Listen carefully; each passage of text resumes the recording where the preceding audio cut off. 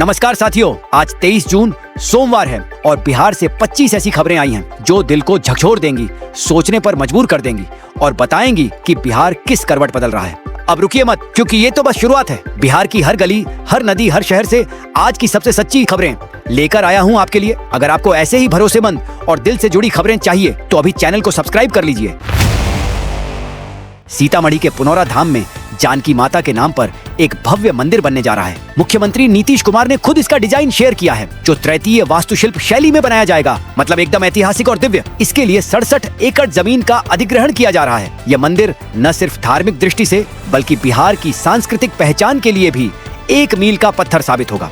किशनगंज के ठाकुरगंज में सीमा सुरक्षा बल की कार्रवाई में एक बांग्लादेशी युवक संजय राय को पकड़ा गया है। वह अवैध रूप से भारत में घुसा था और 6 महीने से बिना दस्तावेज के यहाँ रह रहा था। ये गिरफ्तारी सुरक्षा व्यवस्था को लेकर सवाल खड़े करती है। फिलहाल उसे नक्सलबाड़ी थाने को सौंप दिया गया है। नालंदा में नर्सिंग की छात्रा पूजा कुमारी की हत्या ने पूरे जिले को झकझोर दिया है। शनिवार को उसका शव एक सूटकेस में बरामद हुआ, जिसे पुल के नीचे कचरे के ढेर में फेंका गया था। आरोपी अमित कुमार की पहचान हो चुकी है और अब ई रिक्शा ड्राइवर की भूमिका की भी जांच हो रही है। पुलिस ने इस केस को अपनी प्राथमिकता में रखा है। नेपाल में हो रही भारी बारिश का असर अब बिहार पर साफ दिख रहा है। बागमती नदी उफान पर है। कटरा पीपा पुल पर भारी वाहनों का परिचालन रोक दिया गया है।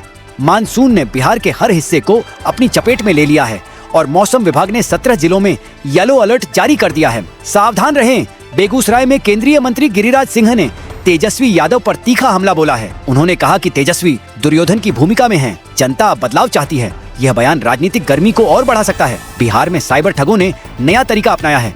अब ये खुद को ईडी और सीबीआई अधिकारी बताकर लोगों को वीडियो कॉल पर धमकाते हैं, डिजिटल अरेस्ट करते हैं और फिर उनके अकाउंट से पैसे निकलवा लेते हैं। पिछले साल 300 से ज्यादा लोग इस ठगी के शिकार हो चुके हैं।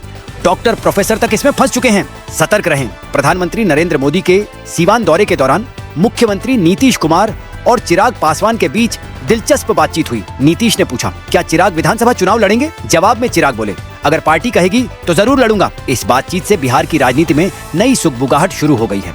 समस्तीपुर में बड़ा हंगामा हुआ। पूर्व मंत्री रामाश्रय सहनी के बेटे मुकेश सहनी पर रेप और अपहरण का आरोप लगा है। गुस्साए ग्रामीणों ने उनके घर का घेराव किया, पुलिस की गाड़ी तोड़ दी और माहौल गर्मा गया। पुलिस ने अब मुकेश को हिरासत में ले लिया है। मामला हाई प्रोफाइल बन चुका है।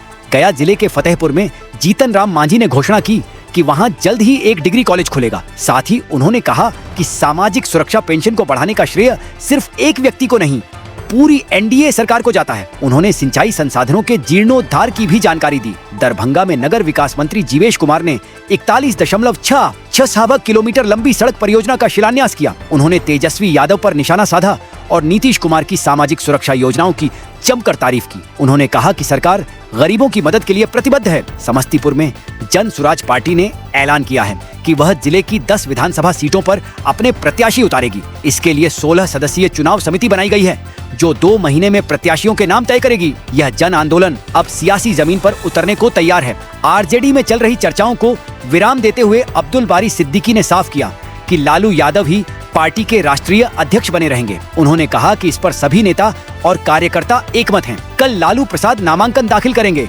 गिरिराज सिंह ने एक बार फिर लालू और तेजस्वी पर हमला बोला। बोले कि विकास देखकर दोनों घबरा गए हैं। उन्होंने कहा कि अब जनता गुंडागर्दी के दौर में वापस नहीं जाना चाहती और एनडीए सरकार को ही दोबारा मौका देना चाहती है। बेगूसराय में एक युवक कर्ण कुमार को अगवा कर उसकी हत्या कर दी गई। उसे गोली मारी गई और बाएं हाथ का पंजा तक काट दिया गया। इस निर्मम हत्या से इलाके में आक्रोश है और लोगों ने 5 घंटे तक हंगामा किया। वैशाली के काजीपुर थाना क्षेत्र में गुटखा दुकानदार विनोद महतो की गोली मारकर हत्या कर दी गई। 3 बदमाश बाइक से आए और वारदात को अंजाम देकर फरार हो गए। पुलिस जांच में जुटी है और इलाके में दहशत का माहौल है। औरंगाबाद में 2 किशोर सोन नदी में डूबकर मौत के शिकार हो गए। वे अपनी दादी के अंतिम संस्कार में शामिल होने गए थे और नहाते समय गहरे पानी में चले गए। उन्हें बचाने की पूरी कोशिश हुई, लेकिन वे नहीं बच सके। गांव में मातम पसरा है। लखीसराय में भामाशाह पार्क को फिर से सजाया संवारा जाएगा। उप मुख्यमंत्री विजय कुमार सिन्हा ने इस सौंदर्यीकरण योजना का शिलान्यास किया और कहा कि यह पार्क अब पर्यटन स्थल के रूप में भी विकसित होगा। ये एक शानदार पहल है।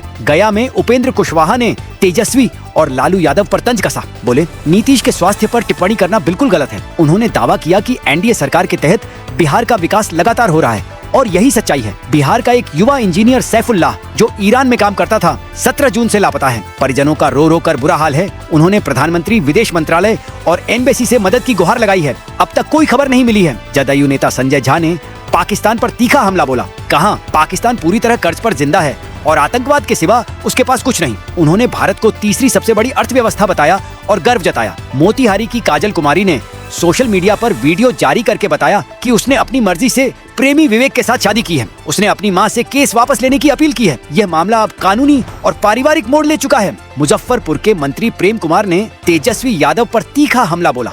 उन्होंने कहा जो खुद परिवारवाद करते हैं वो दूसरों पर आरोप लगाते हैं। तेजस्वी को पहले अपने गिरेबान में झांकना चाहिए। मुजफ्फरपुर की कांटी थाने की पुलिस ने शराब तस्करी के बड़े नेटवर्क का भंडाफोड़ किया है। रात 2 बजे छापेमारी में 1 करोड़ रुपए की शराब से लदा ट्रक पकड़ा गया। ये कार्रवाई शराबबंदी को लेकर बड़ी सफलता मानी जा रही है। तो दोस्तों, ये थी आज की बिहार की 25 सबसे अहम, सबसे सच्ची और सबसे तगड़ी खबरें। अगर आपने अब तक चैनल को सब्सक्राइब नहीं किया है तो अभी कर लीजिए, क्योंकि यहाँ हर खबर मिलती है दिल से, भरोसे के साथ और पूरे हक से। और हाँ, जाते जाते बताइए, क्या बिहार की राजनीति में अब सच्चा बदलाव दिखाई दे रहा है? क्या जनता अब जवाब देने को तैयार है? कमेंट में अपनी राय जरूर दीजिए। मैं अभिषेक बिहार की पवित्र धरती से आप सभी का धन्यवाद करता हूँ। फिर मिलेंगे कल अगले न्यूज एपिसोड में। सावधान रहें, सतर्क रहें, खबरदार रहें। जय हिंद, जय भारत, जय बिहार।